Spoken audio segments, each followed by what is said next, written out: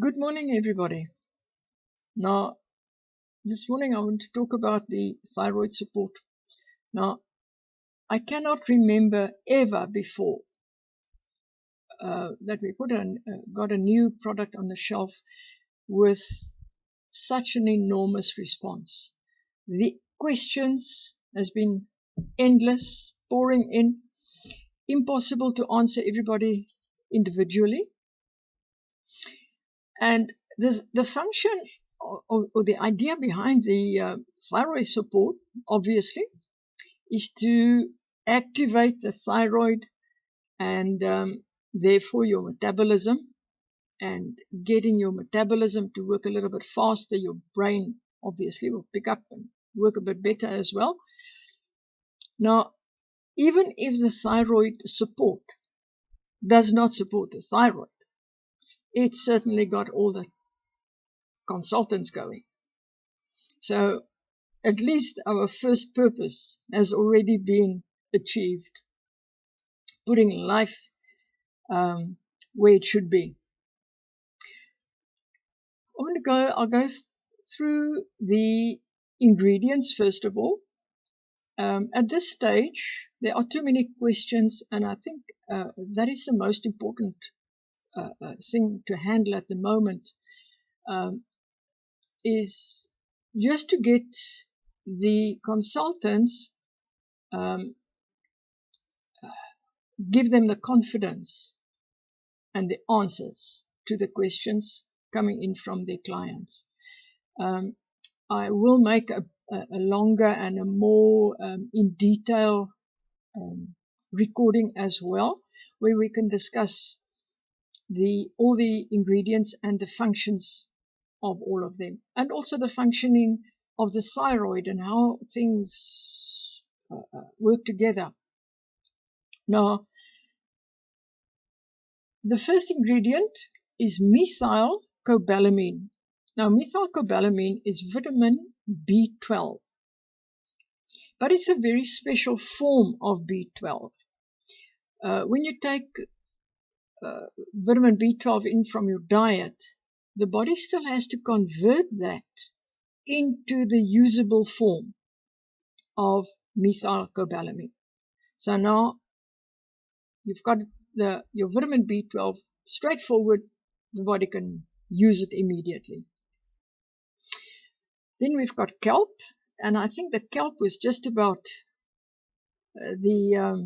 the main reason for all the questions, because most of the questions revert back to the iodine. Now, the iodine, we actually ask the lab to come up with a specific amount, an absolute amount of how much iodine is actually in the product, in the end product. And it is minute.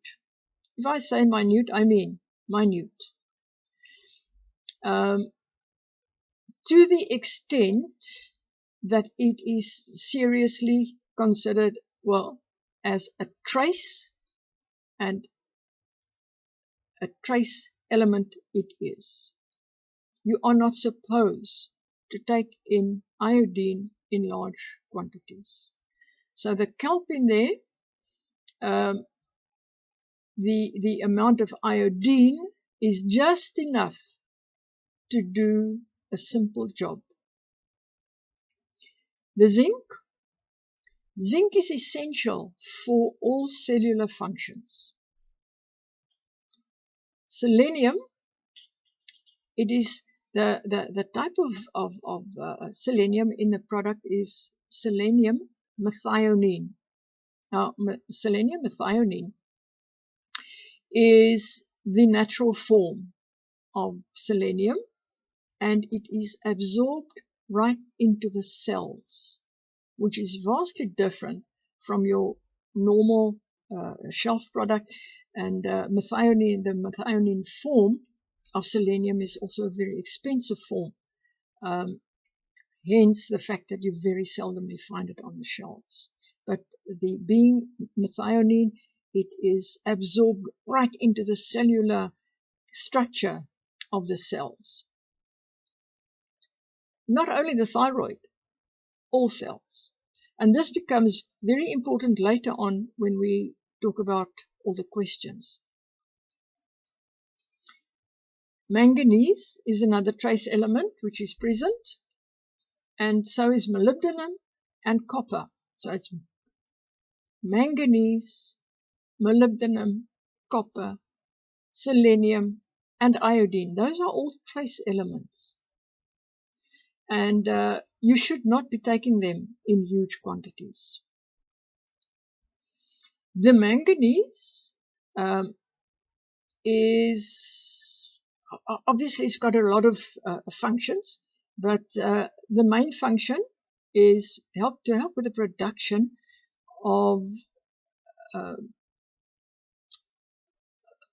digestive enzymes. Not only digestive enzymes, there are so many enzymes in the body, so it helps with the production of enzymes. Molybdenum, the main function is to stabilize the body's pH level. Now that is something that we have heard numerous times, many times, how important it is to maintain a stable pH and to be alkaline, neutral to alkaline. And then copper, another trace element. Now the interesting thing about copper, there's also another gland in charge of the thyroid, and that gland, the pituitary, produces a hormone called thyroid stimulating hormone, which that one tells the thyroid how well it should be working or what it should be doing. And copper is essential for that function. And then you get the L-tyrosine. Now, L-tyrosine, by the way, anything with an L in front of it is an amino acid. And the L-tyrosine stimulates the thyroid function, is essential for thyroid function, but it's also essential for the production of neurotransmitters, your serotonin, dopamine, all those things. We all know what neurotransmitters are, and we'll discuss it in more detail later. Then there are 3 herbs: rhodiola and ashwagandha and Google. Not Google as in Googling, Google as in Guggel. Now the rhodiola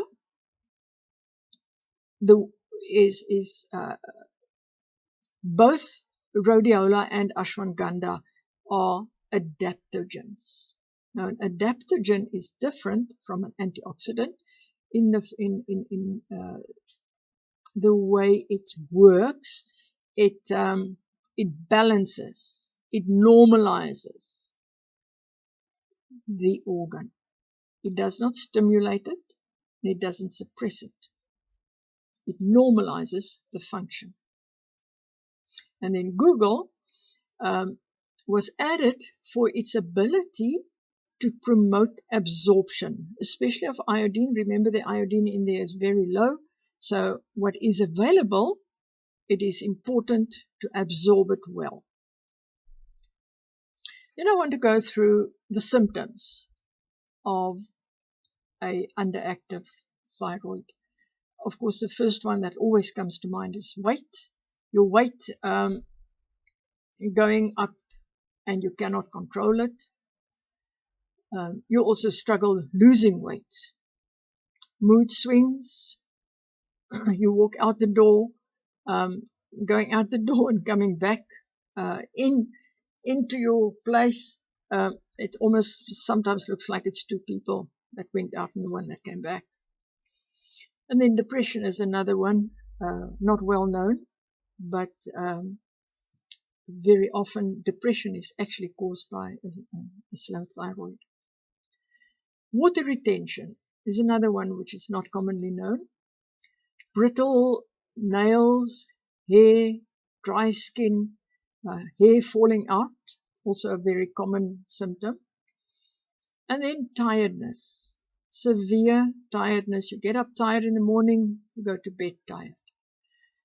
Anxiety is another one. And anxiety has become a major problem with COVID.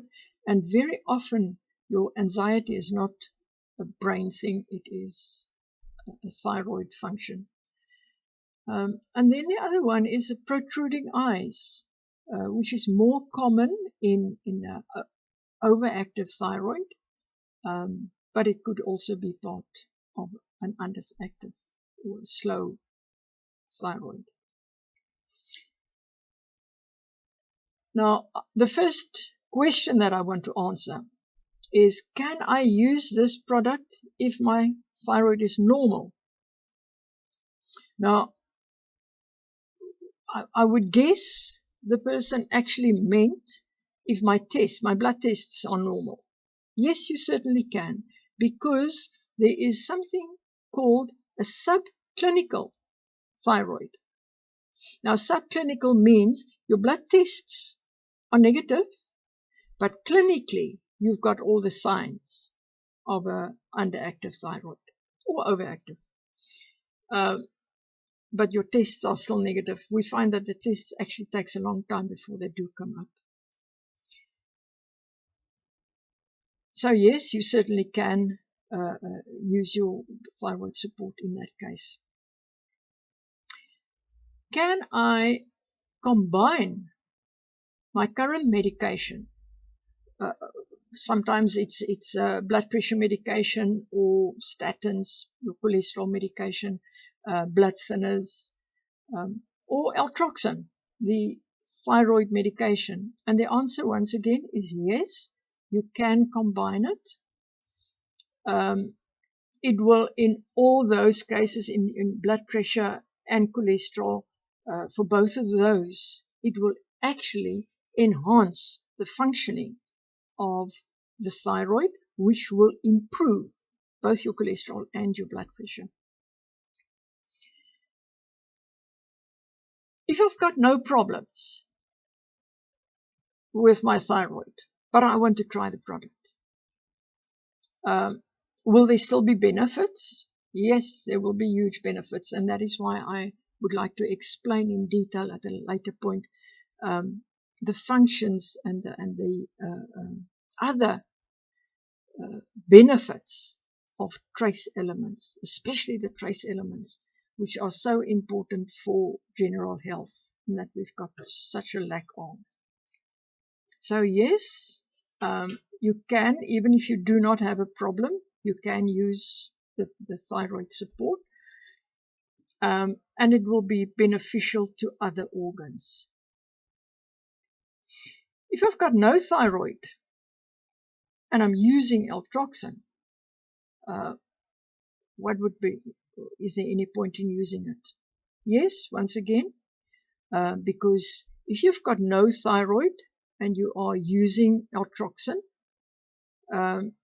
then your thyroid support will enhance the functioning of the Altroxin, because Altroxin has to be converted to be able to be used, for the body to use it. The Altroxin has to be converted into the usable form. And this is how this thyroid support then supports the functioning of the Altroxin. Now, when we go into the more detail, then I would love to explain that one. Can it cause or prevent future thyroid problems? No, it cannot cause any problems. And as far as preventing, we cannot see into the future. I will never with a clear conscience say to you it will prevent, because there are other causes for a thyroid, overactive or underactive, causes other than the lack of trace elements, although those are very often 50% of your cases. It will be effective both for hypo or hyperactive thyroids. In other words, whether your thyroid is slow or fast, it will be effective in both cases. And the reason for that is your rhodiola and ashwagandha, because remember, they are adaptogens which normalizes the function of the organ, or the gland actually. Another question was the age. At what age can we start using it? I would be hesitant to give it to anybody before puberty or in puberty, unless there are specific signs and symptoms of thyroid problems. And once again, I will go into more detail with that. But at this stage, I would say 18 to be safe.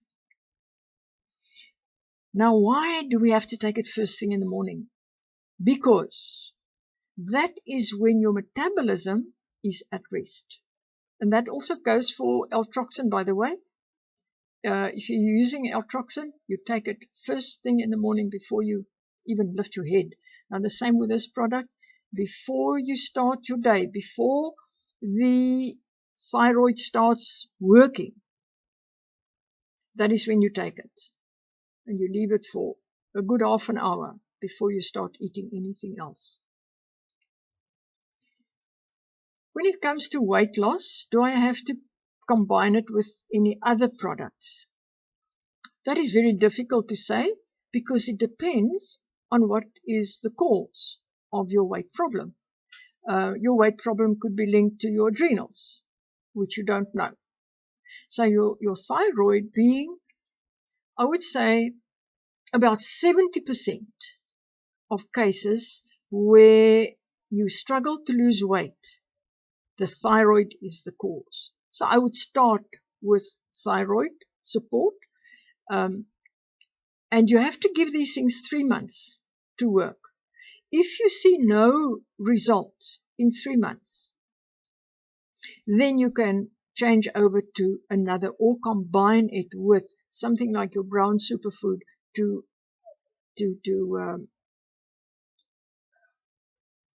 support the adrenal glands. Diabetic support to normalize your blood sugar, because that could also be another problem. But the fact of the matter is that most of the cases are linked to a thyroid. Are there any side effects?